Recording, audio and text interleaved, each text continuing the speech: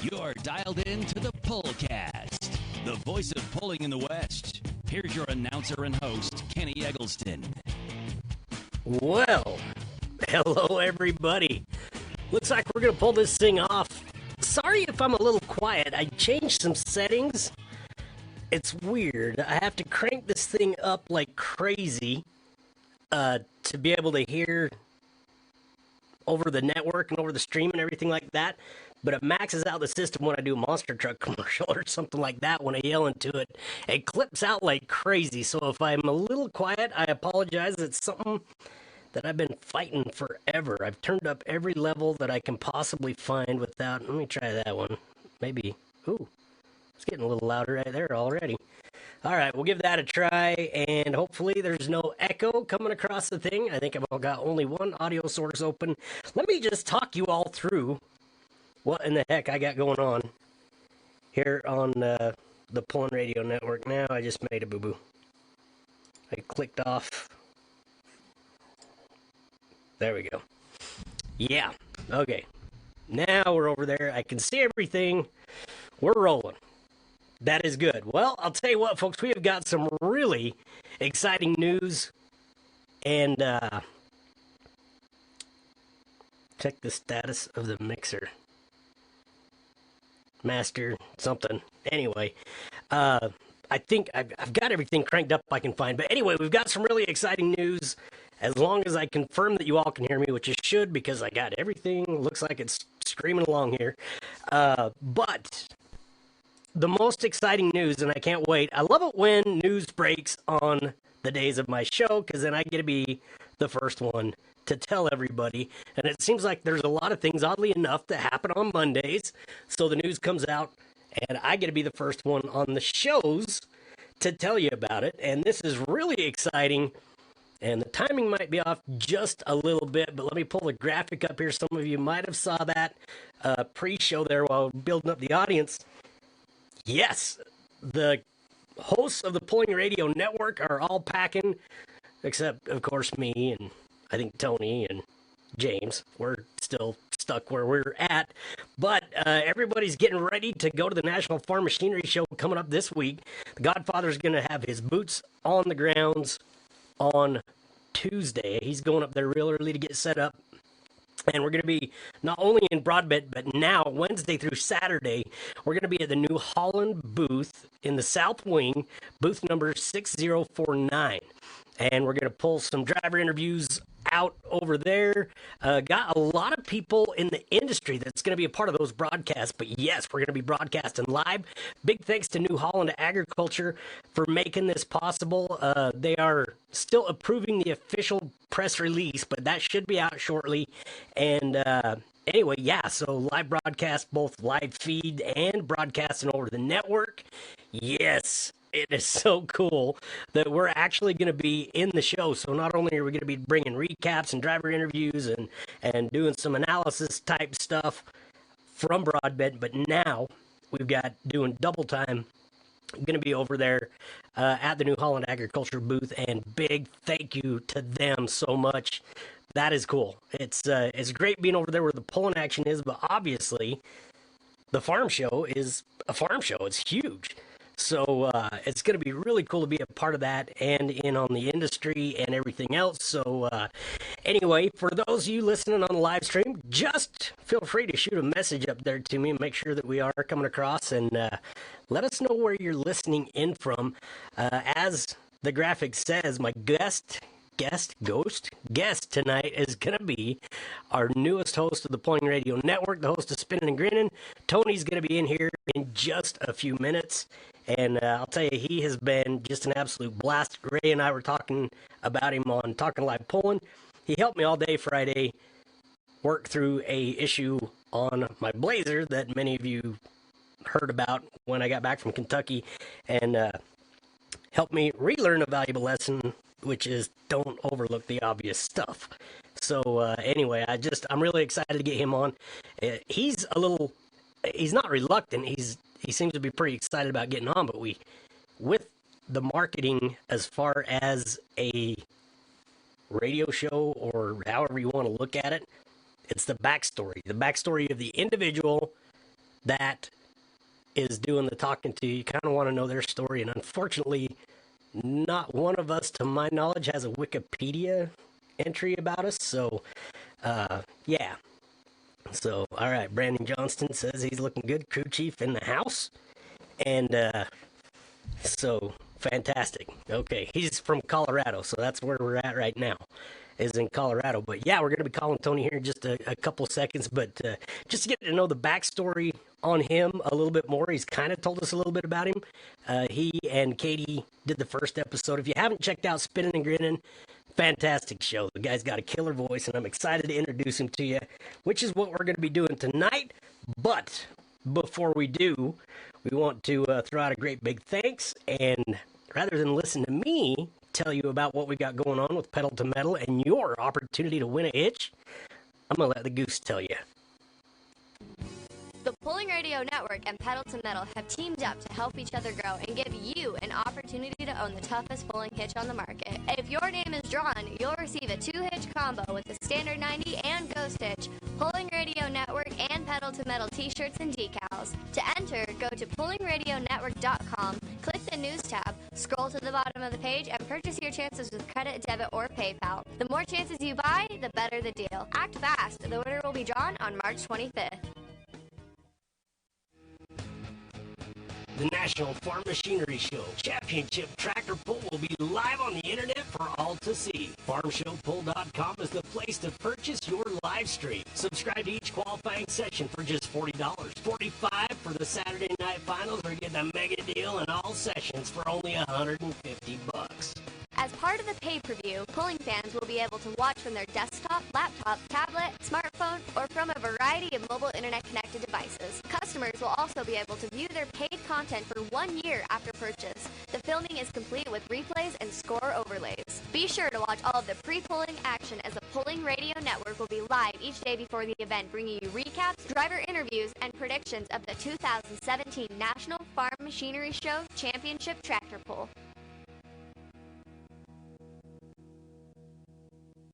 If you're a truck puller or fan of pulling trucks, you need to head over to truckpullers.com. Truckpullers.com is the truck pullers resource with discussion forums, private and public chat, classifieds, photo and video galleries, event calendars, and much, much more. Stay in touch with competitors, builders, and fans from all over the world. Get over to truckpullers.com today and create your free account. Once again, that is www.truckpullers.com.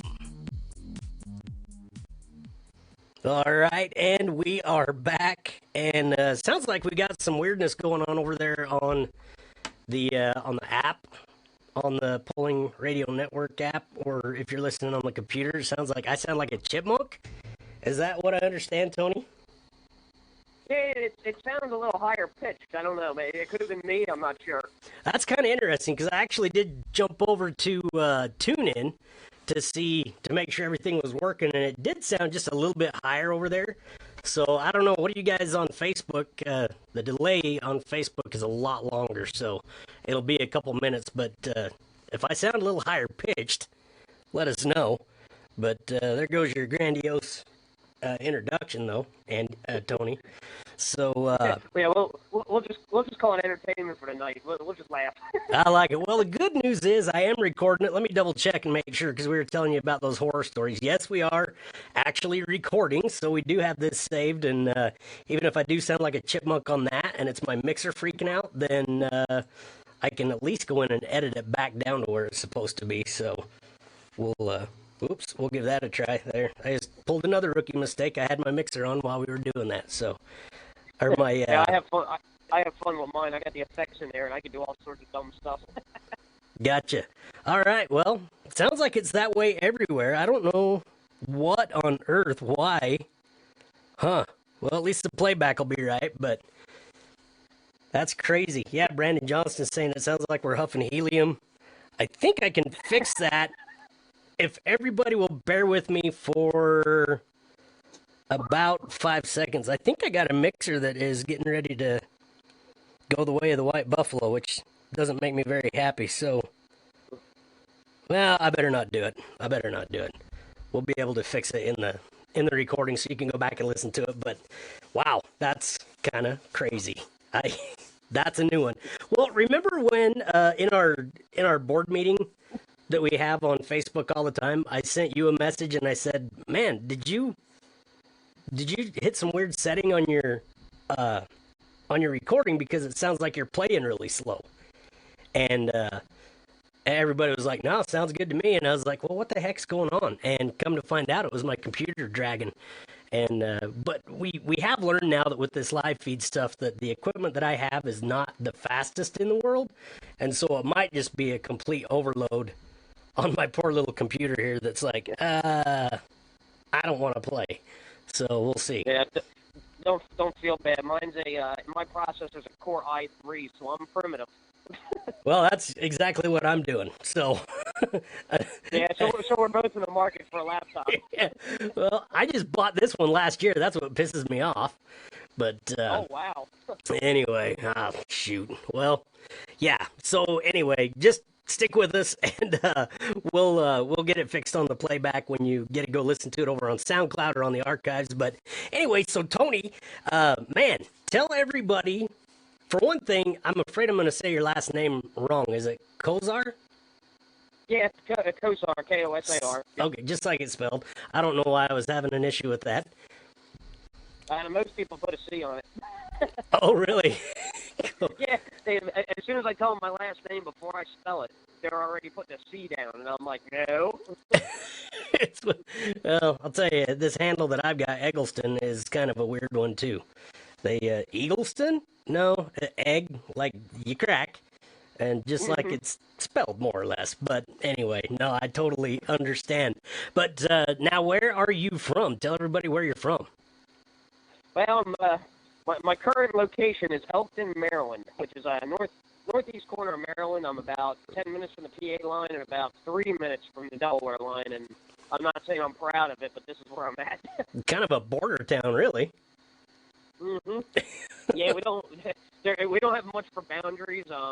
It used to be, it wasn't bad in the past. I mean, it was country, but the city's moved in, and it's pretty much getting congested. There's more problems. Downtown is getting, I mean, it's almost everywhere is getting drug problems, but it's getting bad around here, and I don't know how to fix it other than just uproot and go. Yeah.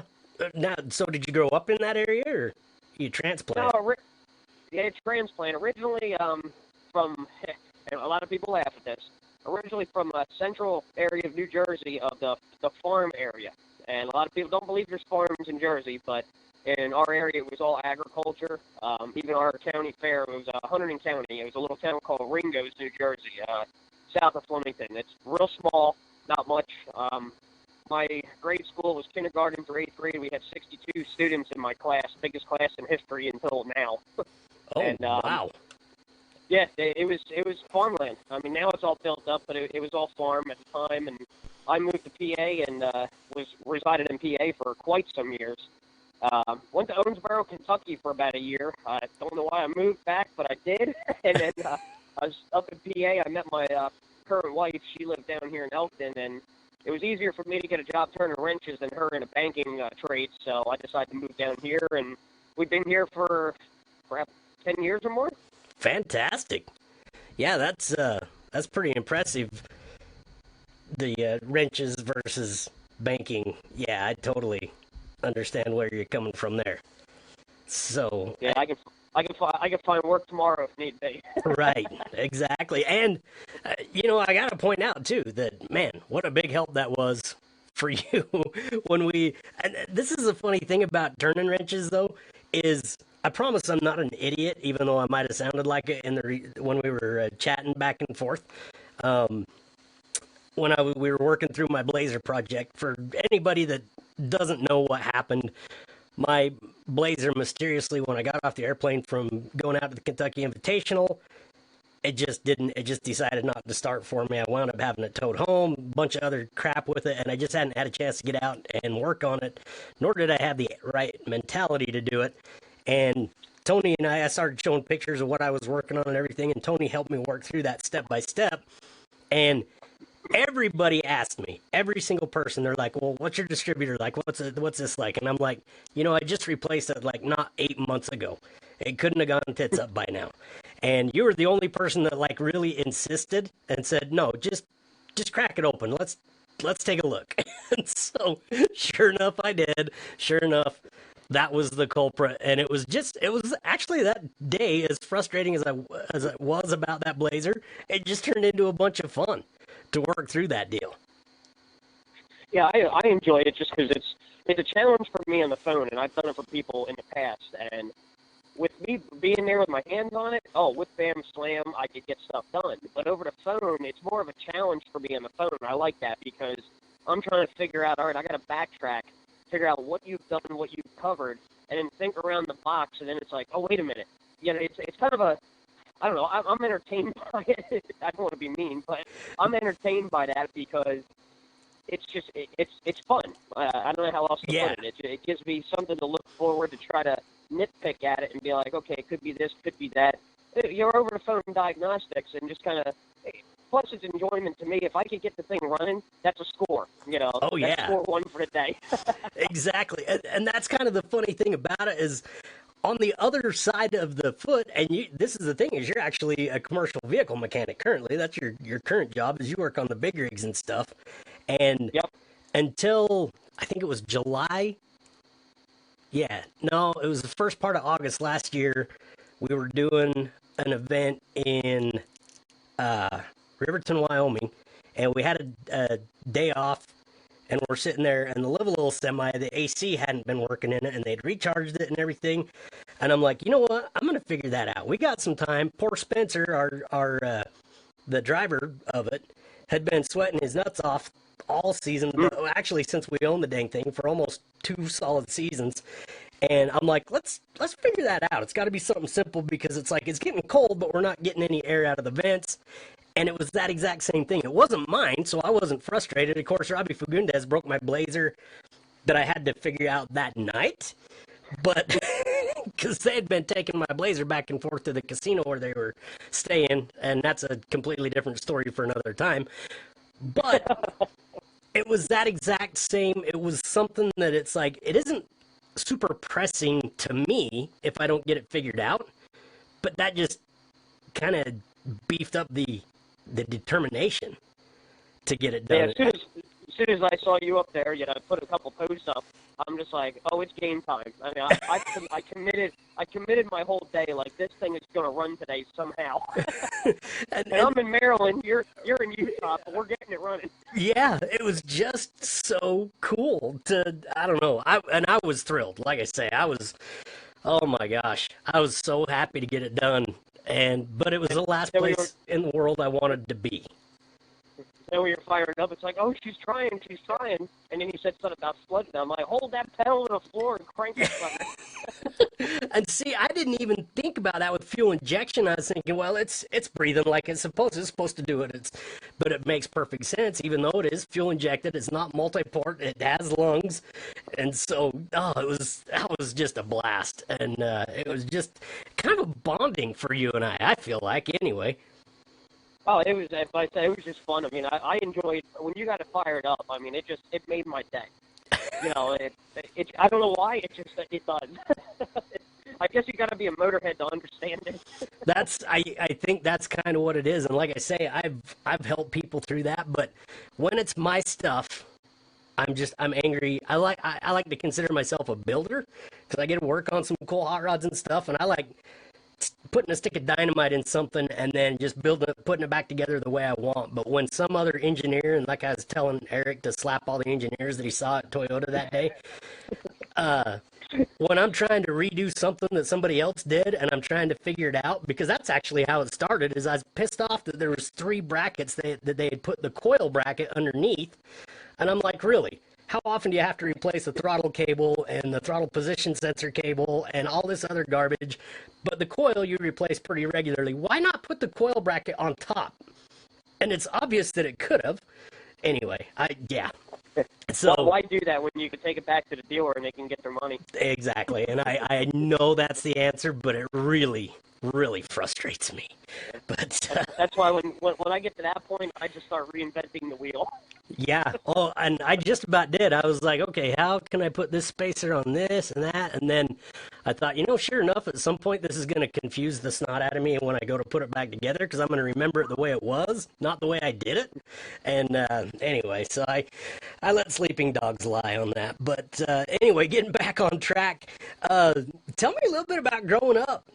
Growing up in New Jersey, I've actually got a buddy that used to go out there to Cowtown all the time, and he was the rodeo clown at the rodeo, big rodeo out there every year. Actually, a weekly rodeo. Yeah, Cowtown's a blast. Actually, where I'm living now, Cowtown is closer to where I'm at now than it was when I was in Ringo's. Oh, no kidding. Yeah, I'd say from Ringo's, I want to say it'd be about 2.5 hours south. Depends how fast you're driving. Okay. From here, I could probably get to Cowtown in under an hour. Oh, wow. I mean, I'd say 40 minutes at the most. I mean, the Jersey line goes through. I mean, Delaware's not big. I can get through Delaware in 25 minutes, almost half hour. No kidding. So, but up in Ringo's, like I said, small town farming community. We had, of course, we did our hay, grain. We had sheep, horses on the farm, had chickens. Never got really into the cows until I worked for a guy up the road helping him out on the dairy. And I tell you what, dairy is a whole, that's an hour show right there. Yeah. Dairy is life. That's how I could put it real short. It's life.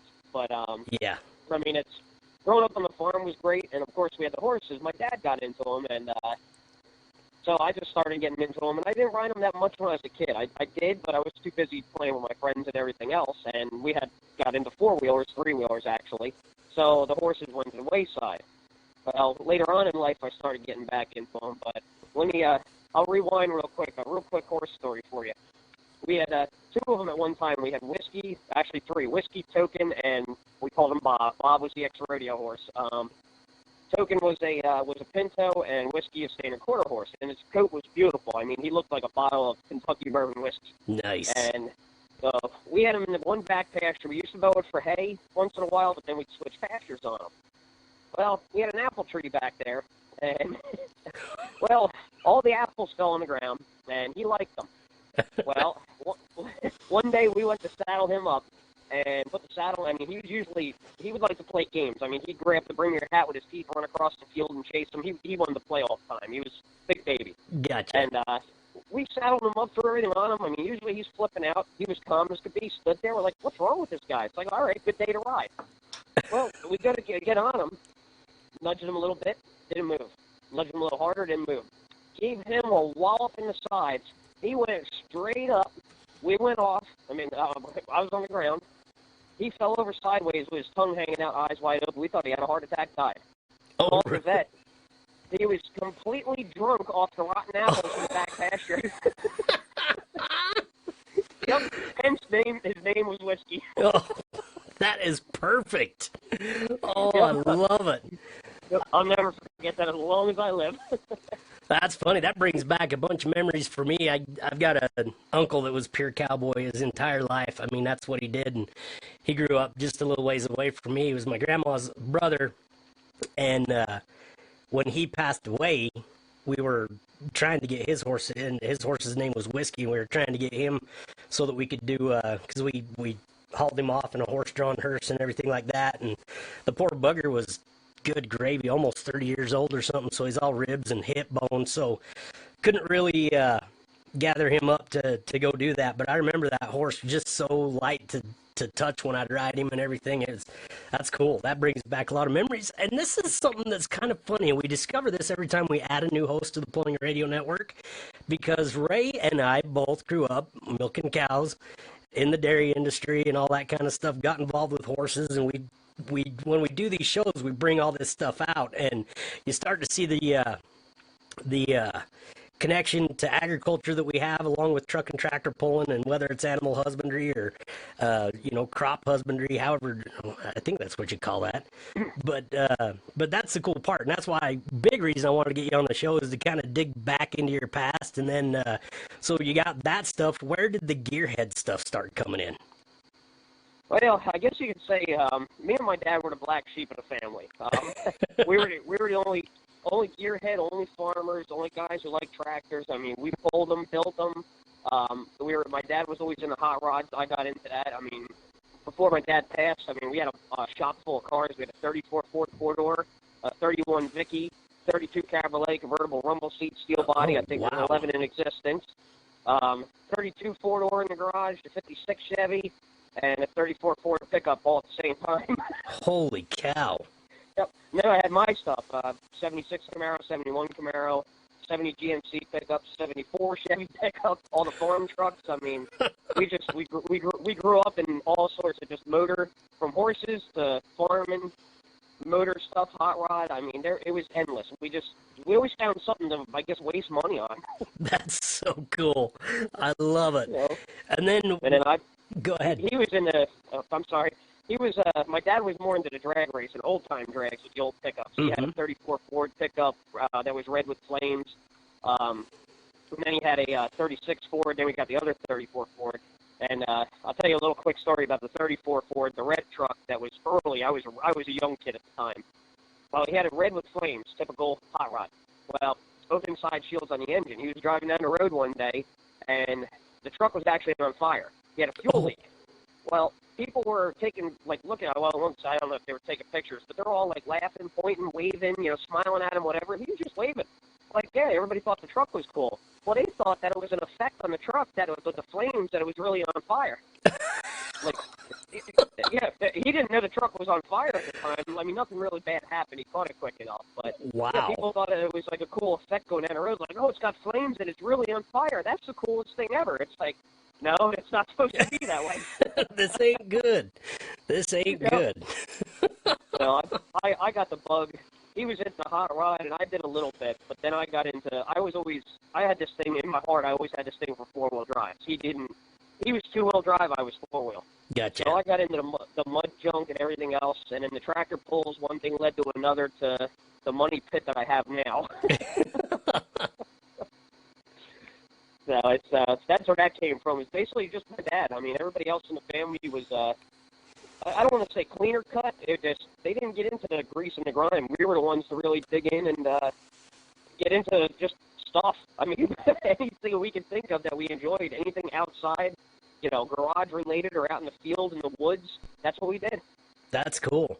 And so what was the rest of the family into, really? I mean, just work for a living? Yeah, my dad's side of the family, they just had their everyday jobs, and my mom's side, my mom's mother and father, actually, her actual grandfather, my great grandfather, he got into like the restaurant diner thing, and then my mom's parents kind of spruced that up a little more. They blew it up and had a restaurant up in northern New Jersey, suit and tie style restaurant for years until the suit and tie thing went to casual and they started losing business. They just ended it before it got bad. Okay, gotcha. So I got the cooking background, motorhead background, and I stopped the cooking because I'm married now. So. Does she know? I mean, she does now because we're doing it in front of the whole wide world. So. Oh yeah, I tell you, she's like, well, you know how to cook. Why don't you cook dinner? I said, nope, not my job no more. Yeah, we have a love-hate relationship, and I think there's more hate.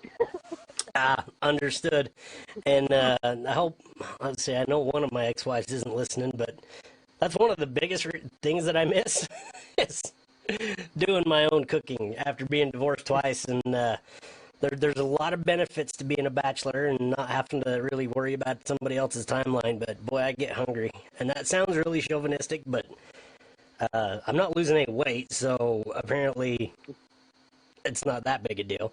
But yeah, my wife tells me that if we ever, God forbid we do, but if we ever split up, if I end up alone, she said, you die. I said, why? Because she said, you'll never feed yourself. I said, yeah, you're probably right. I'll eat Pop-Tarts for the rest of my life.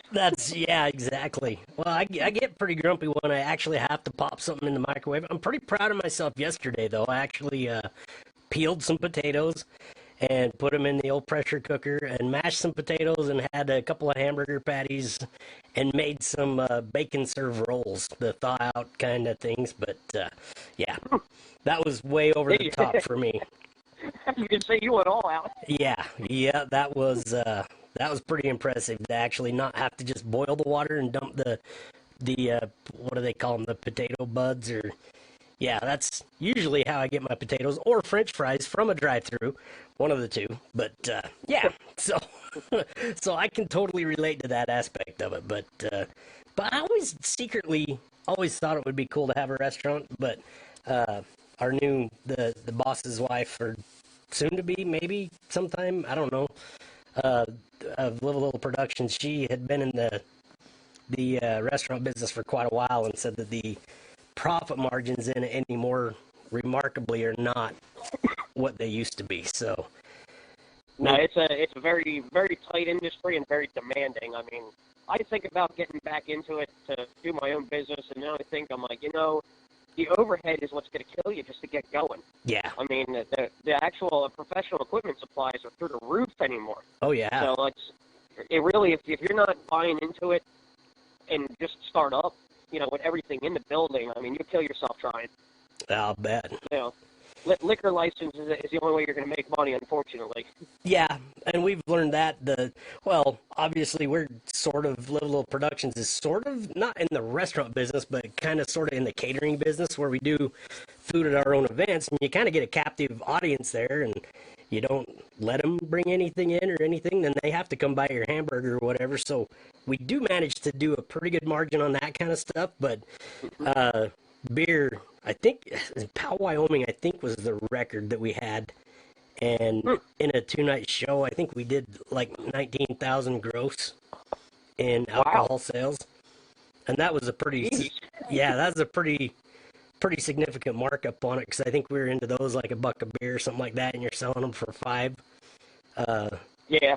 I feel a little guilty doing that kind of stuff, but I can't tell you how many of those, like at the farm show, that I've bought myself. Those are $8 for 12 ounces there on her, I think is what the last price I remember. Then I don't feel so bad for charging $5. But you feel guilty because you know what you bought them for, but at the same time, you're no different than any other event. I mean, it's not like you're $7 a beer, if I may say it on the air, straight raping people. Right. But it's more, you're on the same level as everybody else. So it's not any better, it's not any worse. Right. And we always buy the 16-ounce ones too, so you're actually getting a 16-ounce for $5 typically. Anyway.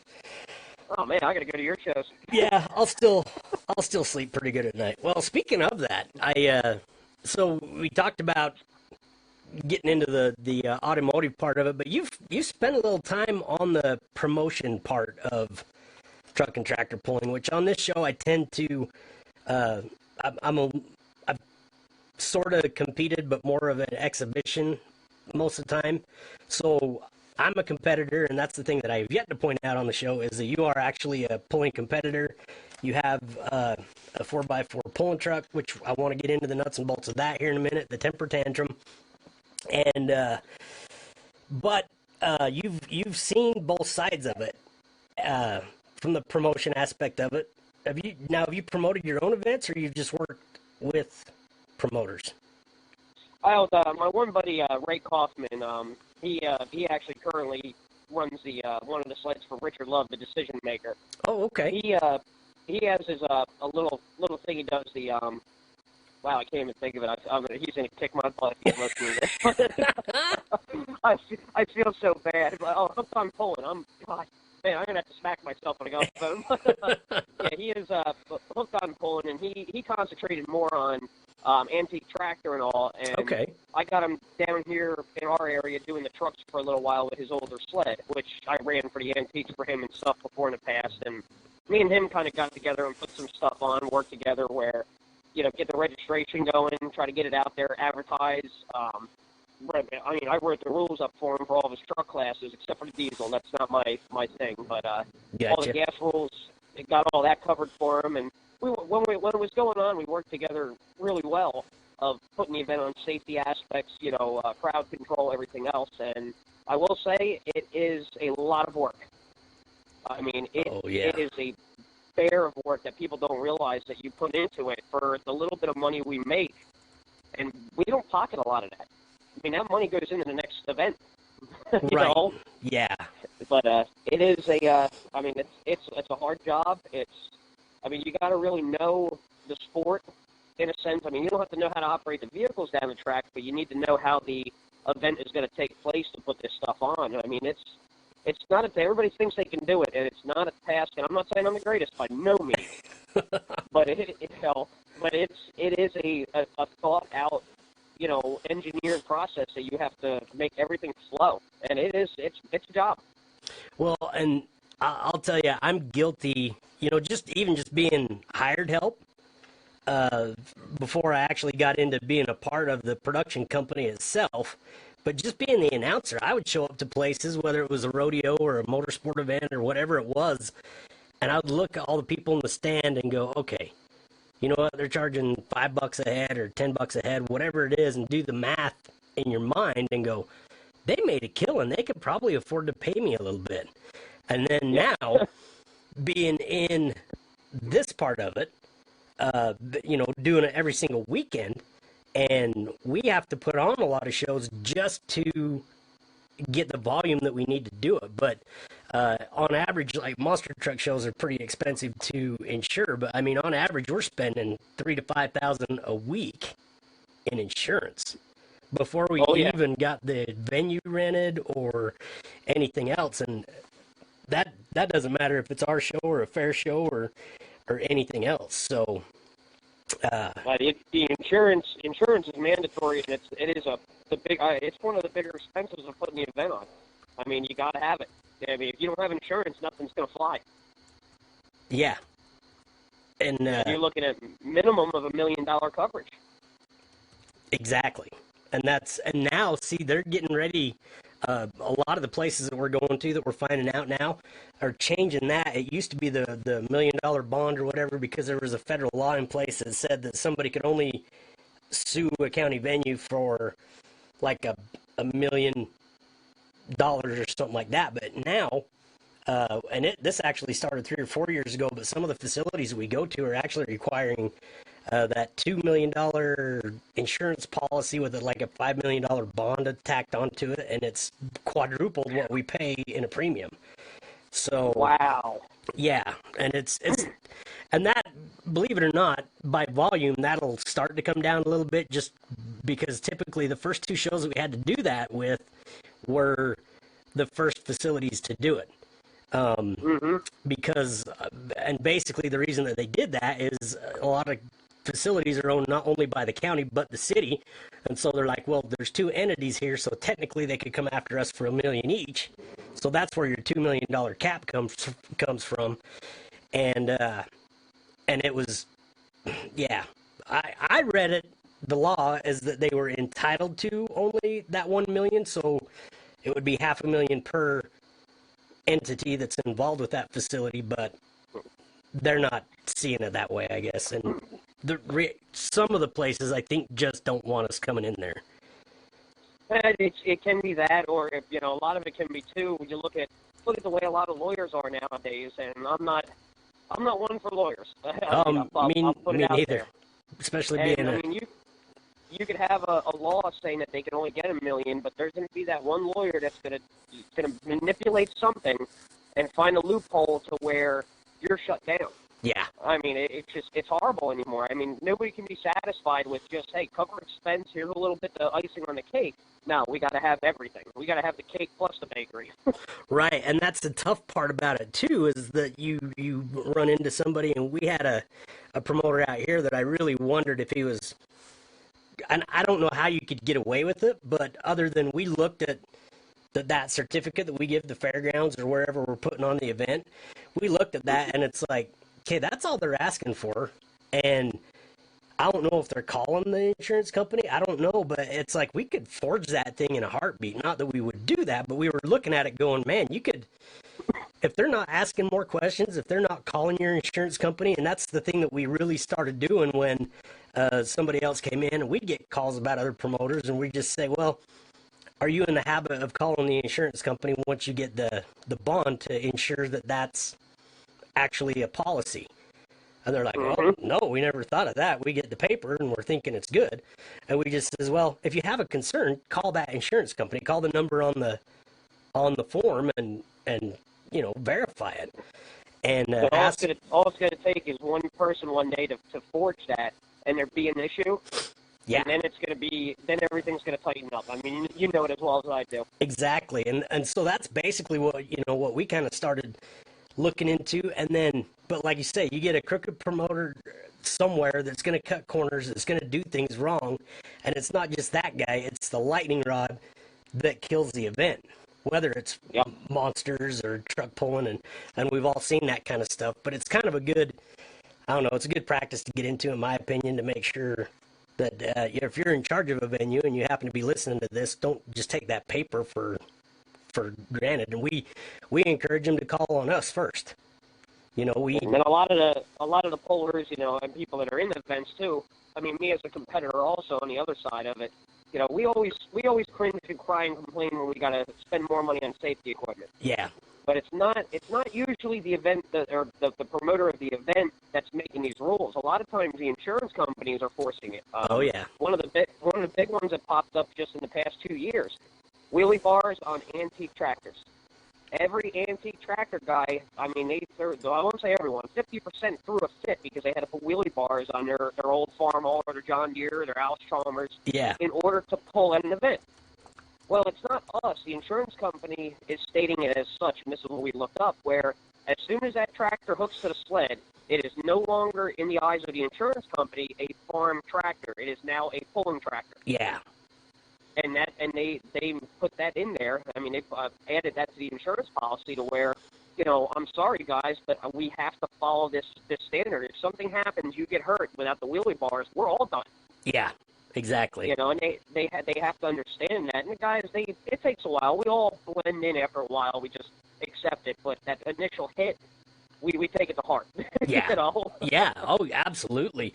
And that's what's nice about, you know, like I say with Skyler, he's a competitor as well. The head of our company with Livable Productions, he's got a two-wheel drive super modified and a Pro Mod 4x4. And so we do have to, you know, we're sympathetic to that kind of stuff. And that's why, and we kind of get some of the bigger owners, they get a little upset at us for it. But at Live a Little, if you have a modified rig and you come to one of our shows, you're getting something. We pay down pretty much as many places as we can, and more of it comes out of our profit margin than it does that first place hook. But a lot of places only pay down 5 spots, and because, like I say, Skyler's a promoter and a competitor, and campaigns his own vehicles. He's like, okay, somebody's put a lot of money into this. Unfortunately, we usually take the stock gas and diesel money and put it into the payout. And it's like, because they're coming out for fun. And you know, there's a couple of them that we actually did do a payout on some of our stock gas and diesel pickups. But that's where we're kind of giving them a little taste to hopefully think that they'll get hooked and bring a modified back. Yeah, entice them to build a little bit. You know, not to say it in a bad way, but you know, to give them something to shoot for. You know, like, oh, I could get more. You know, start building, bring it up. But you got to give the little guy something, and I always try to give the smaller classes something too, because it brings them back, and it's a trophy. I mean, it's two ways. There's guys who like the trophy, and there's guys who like money. Right. Personally, me, yeah, the money's good, but once you spend the money, it's gone. Yeah. That trophy's on the shelf. As long as you don't break it, it's on the shelf. That's a good point. But of course, I like the trophy. Yeah. And I totally get that, and we've done that. In fact, we do that pretty regularly. We'll give a trophy or something to that effect. But of course, in the case of the Calverts, who I got to hang out with in Kentucky, they showed me their trophy room, and there are millions of. They can't even fit them all in their house, and I got to see it, and I was like, "Holy cow, that's a lot of trophies!" And they're like, "Yeah, we just hauled 2 truckloads off to Goodwill, hoping that they can, you know, swap the emblems on them." And yeah, so I mean, but that's a pulling family that's been involved in it for, you know, a dang long time and everything. And so I kind of savvy that. But for a first time puller to get a trophy or something like that to put up on the mantle and make a conversation piece, I'm with you completely. But I mean, I have my share of trophies, and if I ever win a trophy at a big event, yeah, there's a chance I might keep it. But there's another time where I'm at the point now where I have a lot. I mean, I'm not going to brag about it. I have a good proportion for the time that I've been doing it, more competitively. Yeah. To where, I'm turning the page and getting older to where, if there's a kid in the crowd that I see there all the time or something, like, I'm at the point where I'm ready to give the trophies to the kids in the stand. Yeah. Just because, I've got my fill. I'm not saying I don't care, but, I mean, that'll make that kid's day in a heartbeat. Yeah.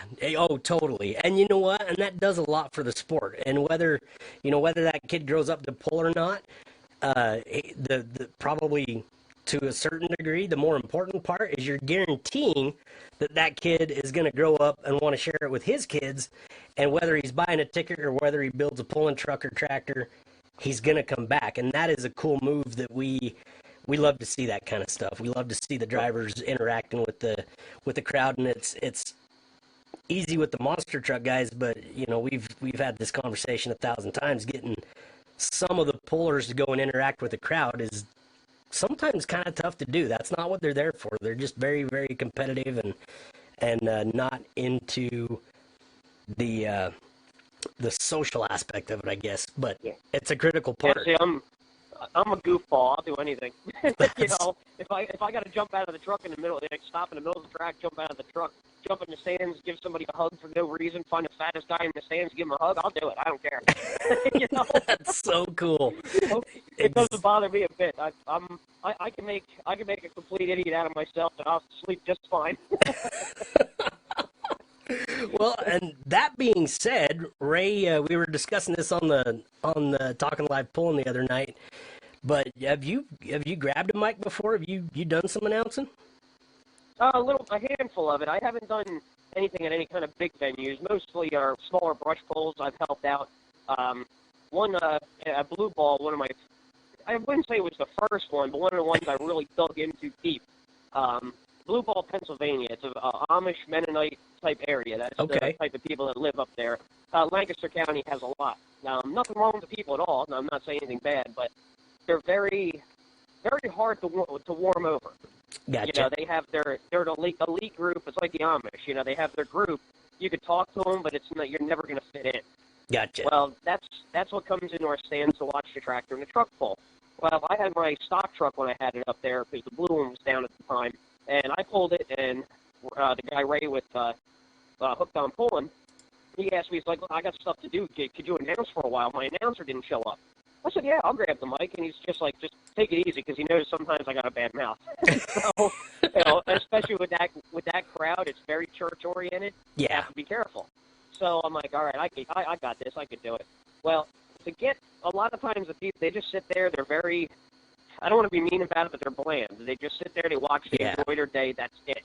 Yep. Well, to get all the Mennonites that were sitting in that stand laughing was my goal, and I achieved that goal throughout the whole entire thing. I'm ragging on my truck, on myself, talking about different tires, stuff like that, and Jerry Richardson, he was, he was there, I don't know if he was videoing or just taking pictures with Eastern Extreme polling, and he sat there. He actually put on Facebook, he's like, who knew that Tony Kosar could announce? So I'm like, I don't know if I'm announcing. I'm just yapping. I try to get the crowd into it. The pullers down the track, if they stopped in front of me and got the window down, I'm game on you, buddy. No kidding. Yep. I put a tag. Nicely, but I'll get in there, get a tag. I was supposed to do it up at 11 in PA at the polls, and I didn't make it for Ray. He had a full headset and everything. He wanted me on the track, and I'm like, oh, this is going to be dangerous, but I never made it to that one, and I regret it, but I'll get my chance. Nice. Well, I was just thinking that myself, because I don't know if you've caught on to this yet, but I like voices. I'm big on voices and everything, and that's something that I've noticed that your show sounds really good, and your voice, you're connected and everything like that. And I'm going to tell you right now, I've got a couple of announcer spots available during fair season out here. And so if you want mic time, I know a guy. Yeah, if I can afford a flight out, well, I'm not one for flying, so I don't know how to get out there, but I'll have to figure it out. It might have to be like, I don't know if you remember the A-team, they always had to knock out B.A. Brackett. B.A., yeah. Yep, that would be me. So, I might have to rent a little Honda and just drive out there. But you really don't like flying that much, huh? I don't know. I don't have a fear of it. The whole process through the airport. Yeah.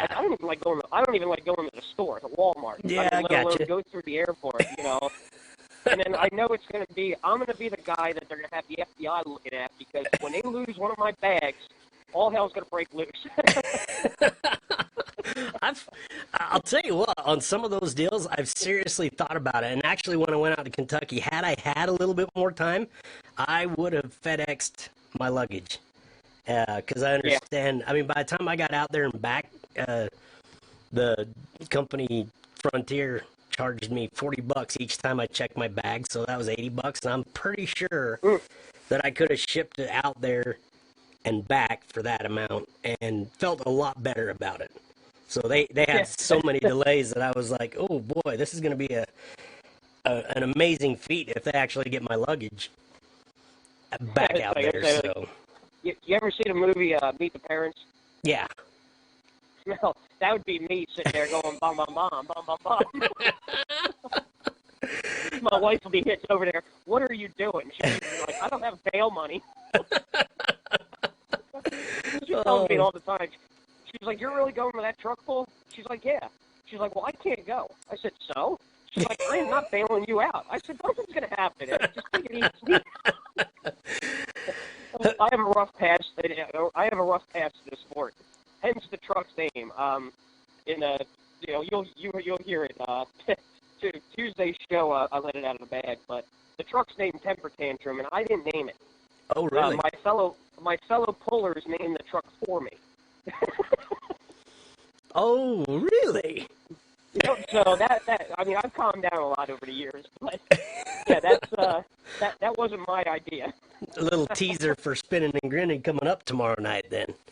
Yeah. Nice. Oh, it's going to be an interesting show.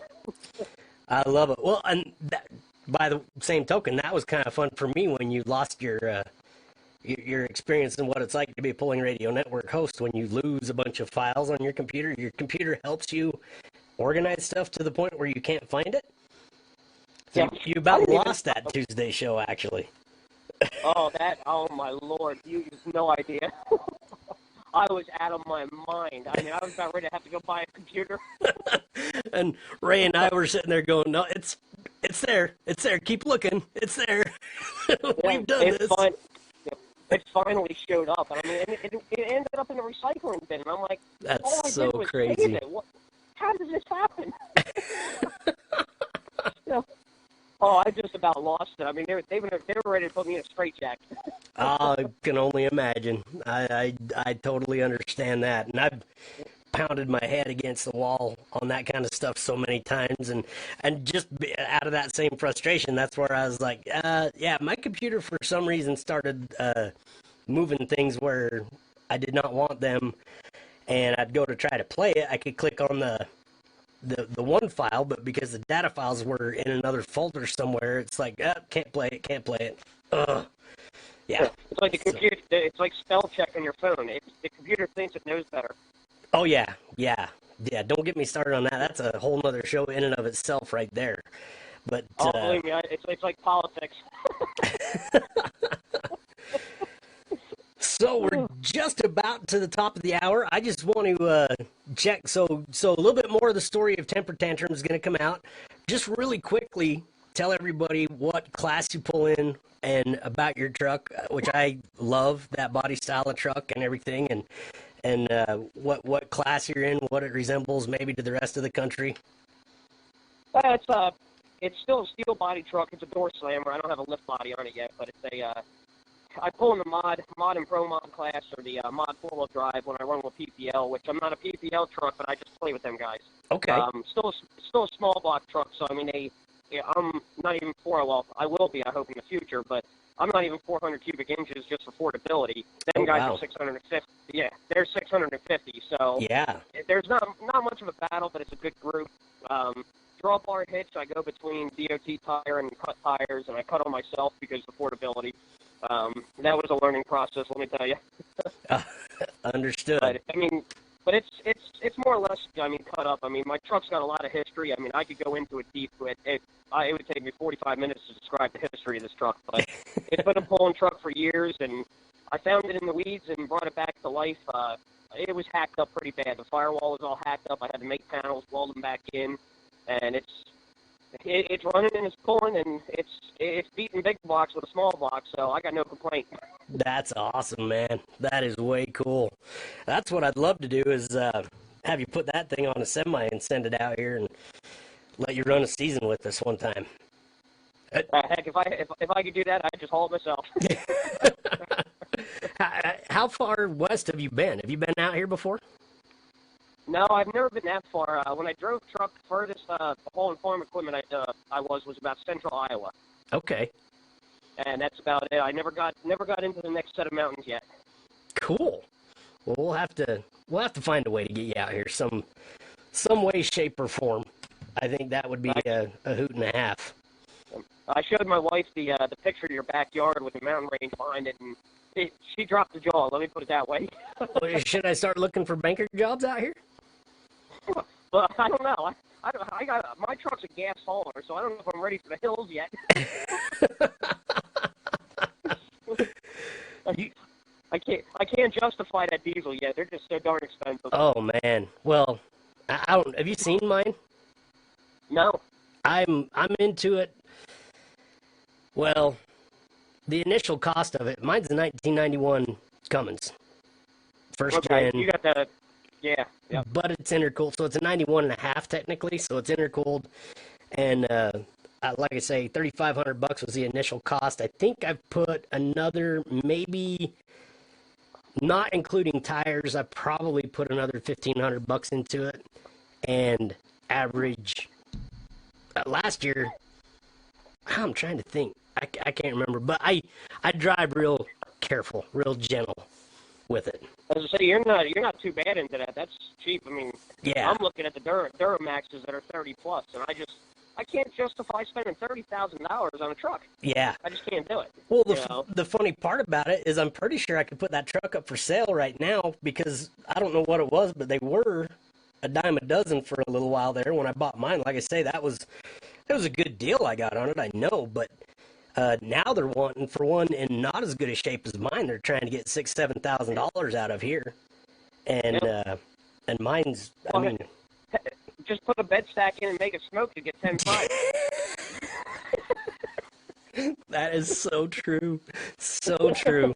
It's sad to say, but hey. If the shoe fits. Yeah, well, I'll have to send you. I actually had two of them at one point, and the one I just threw my hands up in the air and got frustrated with, but it was stretched. So it was the cab was the length of a four-door, but it didn't have four doors. Yeah, I'll send you pictures of it. The other hosts are tired of seeing it, so I'll shoot you a picture on our own chat of it.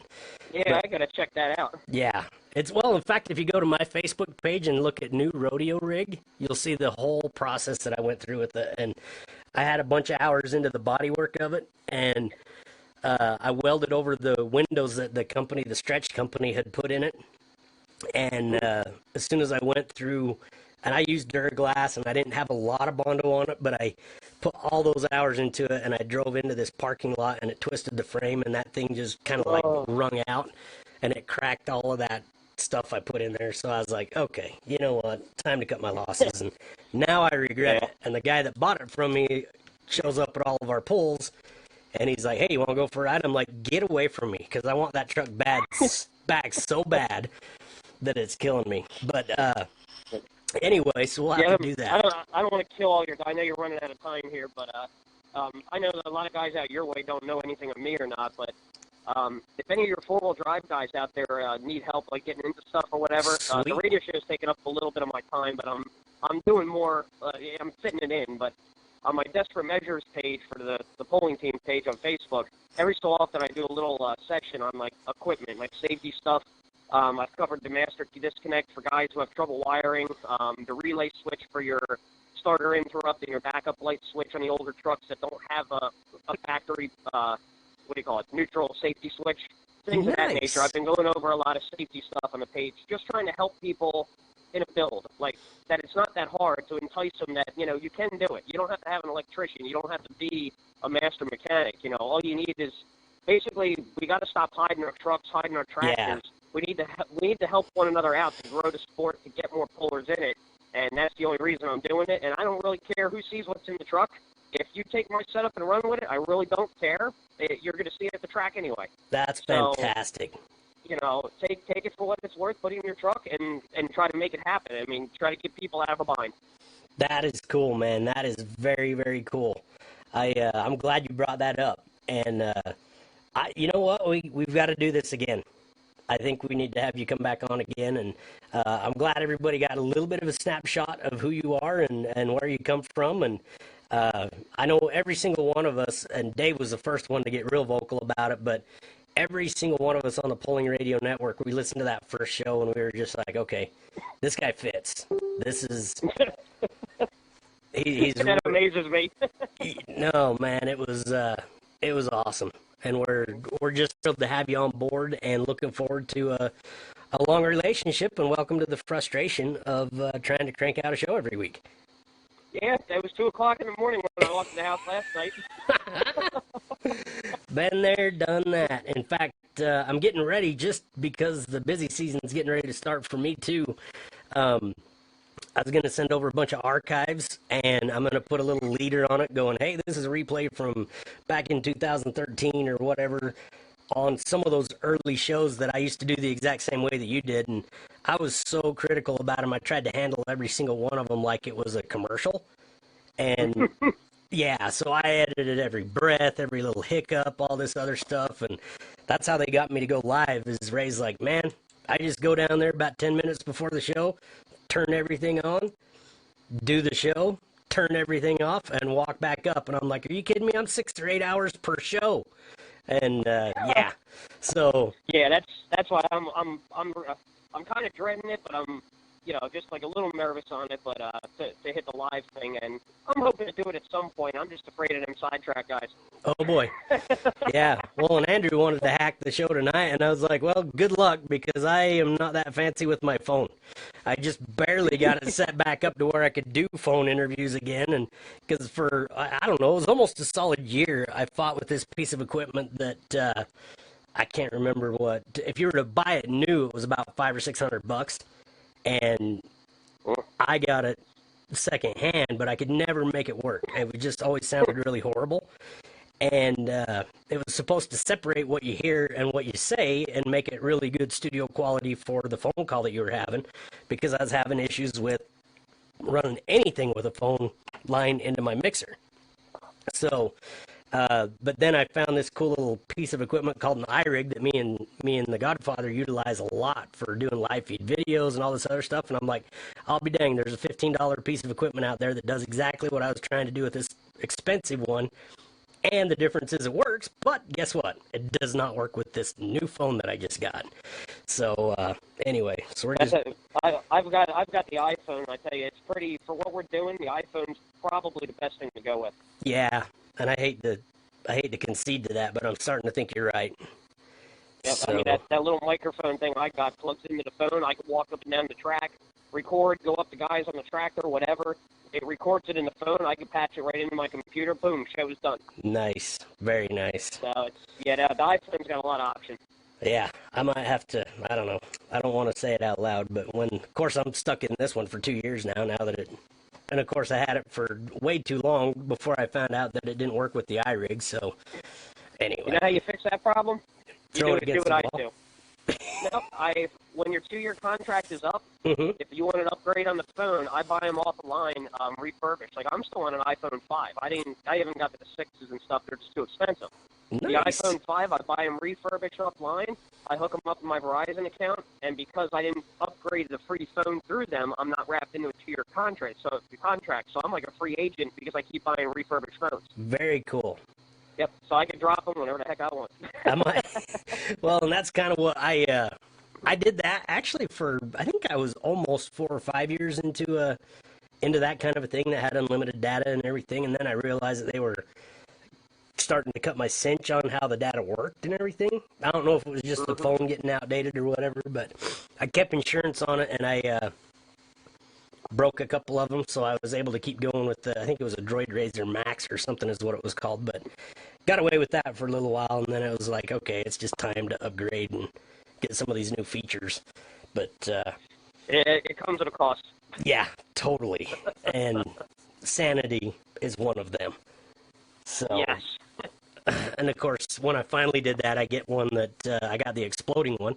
So I make really poor choices when it comes to phones. So yeah, I'll tell you, I've had luck with the iPhone so far. I actually tried going back to a Droid, and I went right back. I went right back to the iPhone. Just to me, the iPhone, you could do more at one time. You don't have to keep backing up through pages. You can have a lot of stuff open, like on your computer. You could go screen, and scroll through. Where I couldn't do that with the Droid. So there's so much. I mean, it's basically the iPhone is really close to a mini computer. yeah, I mean, they're pretty wild. I hated them and I fell in love with them. that's funny. Well, my brother just got the 7, so I'm excited to see what kind of cool things that he can come up with that. And we do the other podcast, and so I'm gonna see what I'm gonna get into that one and see what I can do. Yeah, and that might be the next one. It's endless. I'll bet. Well, I'll tell you what, Tony, I have thoroughly enjoyed it, and anybody that's stuck with us, it looks like Irish Pulling Team has stuck with us, and Robbie Fagundes was up there a second ago, but anybody that stuck around for the Chipmunk Show, that's forever and always, this will go down in history as the Chipmunk Show, and I got to figure out what in the Sam hell's going on with this mixer. I'm pretty sure it's the mixer. She's plenty warm right now, and I just bought it last year. It's a good one, and I did not spend a lot of money on it. So, yeah, I'm gonna play it back to see if it after we get off. I'm gonna play it back see if it comes through on the computer that way. Yeah, and if it does, I'll get a good laugh because I'll probably sound the same. Well, I'll tell you a little something about my terrible upload speed, and I'm gonna try to do this so that it ends by itself. But it may be like next month sometime before it actually uploads it, because there's a rendering process that goes on the live stream. So this actually has to continue to upload, and my upload speed is so slow that to do one of those 30-second commercials that I do for the monster trucks and stuff, to upload one of those takes it about 4 hours.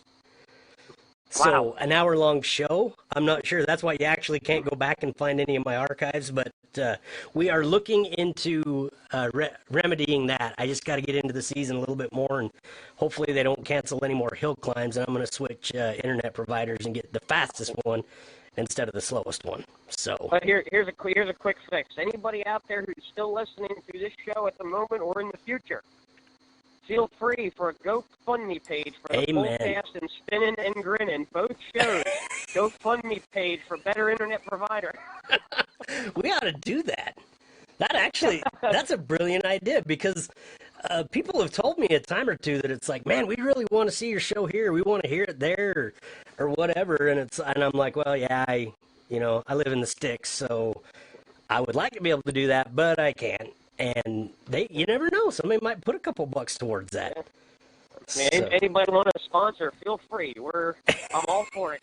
I love it. And we might need to get a couple new laptops thrown into that too. Hey, anybody out there want to sponsor and help us out? Hey, we'll get our own TV show. We'll get our own spot on television. You know it. We'll be on cable. Absolutely, I'm down with that. Well, cool. You have to get a special lens for me, because I don't know how this is going to work out. I need one of those that narrow you. Jeez. Makes me a little skinnier. Do not wear horizontal stripes. Yeah. I've been told that.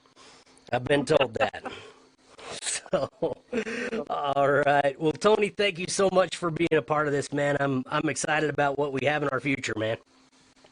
Same here. Hopefully we'll get to a poll or somewhere together and be able to hack each other up in person one of these days. Yeah. Well, I'm gonna send you an email with an offer here, probably within the next couple of days. Okay, sounds good. Yeah, all right. I'll take it seriously. There might be an airplane ticket in it for you, though. That's the thing that I don't know. I was the same way. I'm scared to death of heights, but I'm not afraid of flying, because I know that when I'm flying, I'm high enough up that I'm never going to survive that. Yeah, I'll be all right. I'll just IV a line of NyQuil and we'll be all right. Perfect. All right, buddy. Well, we will shoot. I'll probably talk to you in a couple minutes. Alrighty. All right. We'll see you later. I'll see you. Bye-bye. Bye. All right, everybody. Thanks for sticking with us. And again, sorry about that chipmunk stuff that's going on.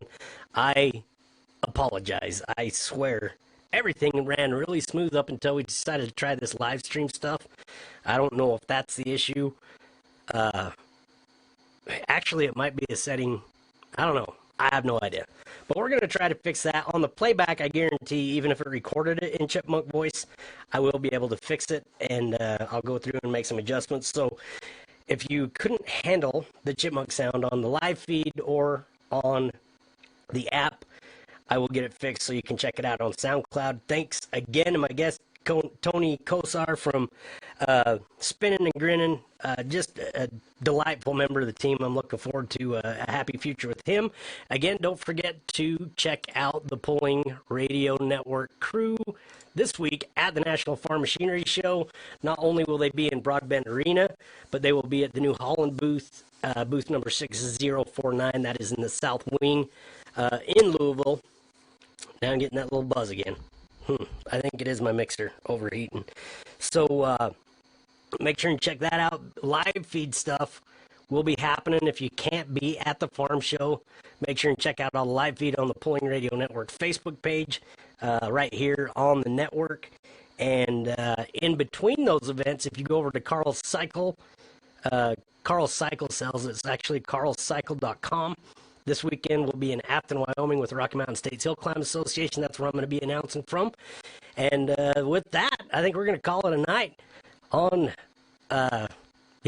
behalf of Tony, thank you all for listening. And big thanks to my little productions team, Skylar Nybar, Spencer Pancary, and the lovely Brittany, and of course, my crew chief, Brandon Johnston, out there in Colorado, and his lovely bride, the marketing manager for the PullCast, Naomi Berg. I just about gave her credit for the whole network. We should give her that. Thank you all for listening, and we will see you next week.